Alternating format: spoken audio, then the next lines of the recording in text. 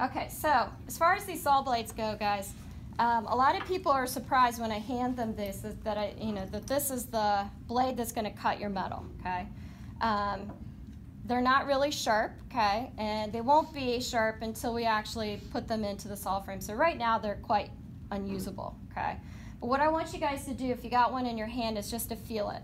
Okay. I want you to feel it, and I want you to try to find the teeth. A lot of times this is when it's good to have a little bit of nail, okay? Whenever you do this, you want to try to figure out what direction the teeth of the blade are facing, okay? So what I do is I just run my nail down the blade, and if I get caught, then I know what direction they're going in. That's going to be really important on how you set up your saw blade into your saw frame, okay? So that's the Sawblade, and this is a size 00. When I worked a lot in metals, I used actually a quadruple 0, so it was half the size of this. And I'm not talking necessarily length, I'm talking about width. So when I hold on to this blade, I'm sitting here thinking, boy, this is a really big blade. But for most people, they're probably sitting there looking, wow, this is a blade. So it's kind of, different. But the reason why I used one that was so much thinner is because it actually removes less from your metal when you cut, and you could be more accurate with that. But with that being said, a thinner blade is harder to use a lot of times because it just breaks very easily. So this is your saw frame. Kind of looks like a C with a handle on it, okay? And it has all these kind of like bolts here, which help you to do things like adjusting. So this one right here, when you move this, you can adjust the height of the saw frame, and these are adjustable, and this is what holds your blade in. So your blade's gonna go right into this area right here.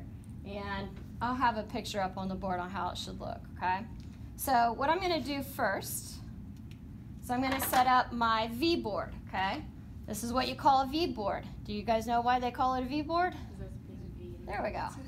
So it's pretty obvious. It's because there's a V in there. And this V actually makes it really easy to cut your metal. You would never want to cut against a normal table like this. So jewelers are always setting up these things. And then you need this little clamp here. And basically what this does, you just kind of, you guys see the hole there and the little kind of like valley right there for the C-clamp to sit in. You're going to slip that inside like that, and you're just going to let that clamp rest in that little valley right there. Okay, so it's just going to rest in there, and that holds this down really well. And then I would just adjust this. This is going to go on the edge of the table. You want to put this on the side of the hand that you're dominant on. So I'm right-handed, so this is going to go on my right side. If you're left-handed, you want to set this up on your left side, okay? To protect the bottoms of our tables, and you guys can see even too up here on some of the tables where there's these really big divots in the table. This is from people who weren't following directions. So what you're going to do is you're going to take this piece of cardboard or mat board, and there's a box there on the cart for you to grab this stuff. You're going to put this on the table like that, and I try to put it over as far right as I can. Okay, so I'm going to go almost to the edge of the table. And then I'm going to slip that piece of cardboard just right in between the table and the clamp so the table is protected, okay? So you can lean to see if you need to. So again, it's just right in between the table and the clamp. And then what I'm going to do, just basically tighten this. And you want to make sure it's pretty tight, okay? Because if this is loose, it's a good chance that you're going to kind of break your blades because it's wobbly. So you should be able to kind of grab it and not move, okay? And then the big battle is trying to get them off. So there's your V board, okay? So set it up on the dominant side of your hand, okay? So I'm right-handed, it's gonna be on my right. Now, setting up your frame, okay? So the first thing you wanna do, I'm gonna make sure that this is tight just so this isn't moving. I'm gonna literally put this between me and the table like this so my hands are free, okay? And then what I'm going to do is I'm going to adjust these bolts here so they're loose, okay? And I am going to take my blade, and they're so small a lot of times I can't even see them. So again, I'm going to use my nail to kind of test where the teeth are going or where they're pointing. So if I'm getting caught trying to move my nail up the blade, that's the way I want it. So that's telling me that the teeth are facing down right now. That's the way I want it. So I'm going to have this right now. The teeth are pointing to the right and they're pointing down, and I can tell that again because my nail's getting caught moving it up, okay? And then what I'm going to do is I'm going to take it from here and I'm going to slip this blade into the very top clamp up here, and I'm going to slip it in as far up as it possibly can go. If you just have that clamp holding onto the just like 1/8 of an inch of that blade, it's going to slip out really easily. So again, I'm going to take that blade, put it all the way up as far as I can into that bolt there, and then I'm going to tighten that, okay? So now the next thing I need to do is I need to figure out how to adjust this, okay? So this is adjustable. I want to make this so that this blade barely hits this clamp down here, okay? So I can feel it hitting just a little bit. I'm going to just move it down just a tiny bit. These are newer saw frames, so they're not quite as flexible. So again, it's barely hitting the top, okay? Barely hitting the top of that. So now I'm going to go back to this, okay? And then what I'm going to do to set this up is I'm going to push myself against the table. So guys, hold on to the table because I might push it, okay? And what I'm going to do is I'm going to try to make this C get smaller. So I'm actually going to squeeze it so it gets smaller. And then my hope is that I can get that blade to go really far down to that clamp. I'm going to clamp it closed before I let go, and it just broke. So yeah. So now you know what happens to these. So these blades, they're not fragile when you're holding on to them, but they're definitely fragile when you put the pressure on them. And we've actually these particular blades we've had some problems with. We just got a bad batch, we think. So just be prepared. All right, so I'm going to do this again. Squeeze it, hands free, put that in, clamp that down. Okay, we're good. All right, so now this has got a lot of tension on it. So much that I can go like this and strum it like a guitar string, okay? So you should be able to hear that. If you do that and it's wobbly and you don't get that ping sound, then you don't have it in there tight enough. This is what makes it able to cut your metal, is the tension on it. So the first thing I'm going to do is actually going to run some beeswax over the blade. And what that's going to do, it's going to kind of make it so that the blade can cut a little bit smoother against the metal. And then I can start cutting. Now, here's the problem. I'm going to start cutting my inside shapes first, okay? How am I going to get this in here? Okay, I don't want to cut through my walls, right? So I have to actually weave my blade into one of those drill holes, okay? So this is why we have the drill holes in there. So what I'm going to do, first thing, make sure you have your goggles on. So whenever you guys are sawing, you always have to have eye protection on. What I'm going to do, again, put it between me and the table so my hands are free. I'm going to loosen up the bottom one. So I'm keeping the top one tight. And then what I'm going to do, I am going to put the blade through the drill hole so that now my design is facing away from me. I can't see the paper, okay? It's on the other side. And then I'm going to hold my metal with my left hand.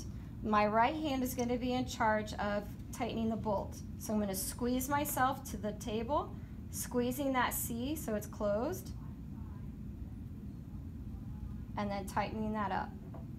So now I have this on here. Now here's the thing. Whatever you do, do not let go of this metal, just let it hang there because, again, there's a lot of tension on this blade. Any amount of weight or pressure you put against the blade is going to cause it to snap and break, okay? So you want to keep your hand on this, hold on to it. Now watch this.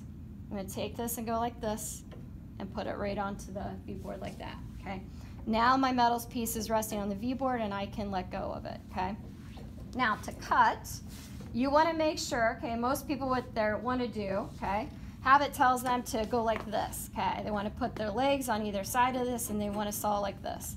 The best thing for you to do is to sit so you are perpendicular to the saw frame. So legs going this way, I'm facing this way, okay? I'm going to set this up.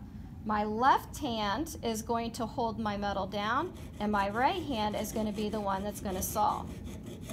And all I'm going to do is move this blade up and down and I am going to saw along the edge of my paper, okay? Now, here's the thing with the saw blade. It cannot turn, okay? It does not turn, okay? So when you do need a turn, you got a corner, or you got a curved like edge, you need to actually turn your metal very slowly.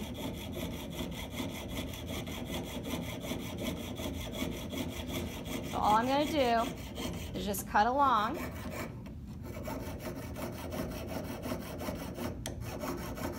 And you can see you do get caught. If you ever get stuck, which it happens a lot, the main thing to do is just to stop trying to move the blade forward. So when I am sawing, I am pushing the blade forward a bit.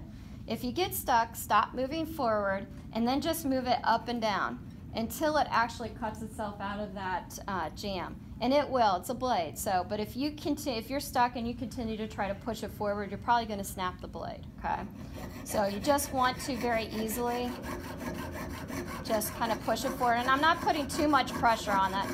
The goal with this and the trick with it is to actually let the blade do all the work, not you.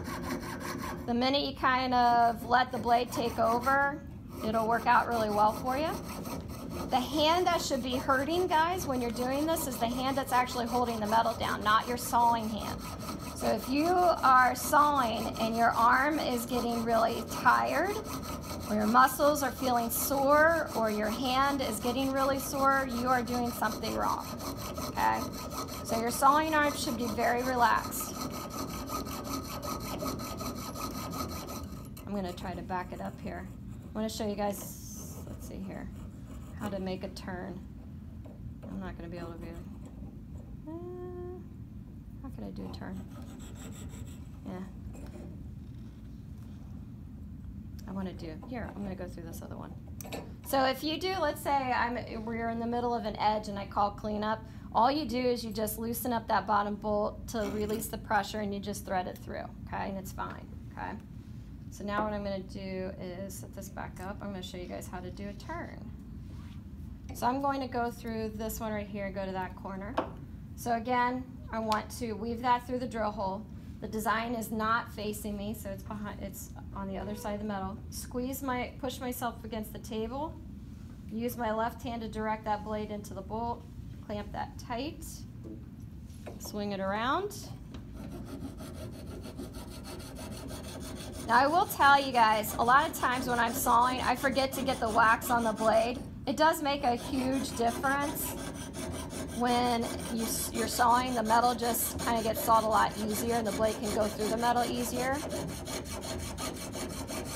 But I forget a lot of times. So don't feel bad if you forget. It's not going to be a deal breaker. All right, so what I'm basically going to do, I'm almost to that corner. I'm going to get to the corner. And I'm going to go all the way, just a little shy of the paper. So I don't want to get to the paper quite yet. I'm just going to go a little bit shy of it. Okay, so right there. So I'm there. Now, to turn, this is what you need to do, okay? I'm just going to move my blade up and down. I'm not going to move it forward. Up and down, and I'm just going to turn my metal a little bit. Move it up and down, turn a little bit. Move it up and down, turn a little bit. And again, I'm not moving the blade forward. That's the trick.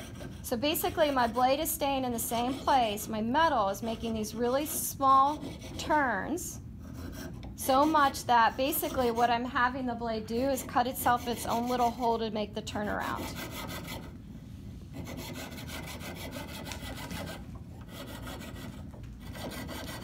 And when I feel that blade kind of loose, then I know I can make a little bit more of a turn. And then once I'm turned around, then I can start moving forward again.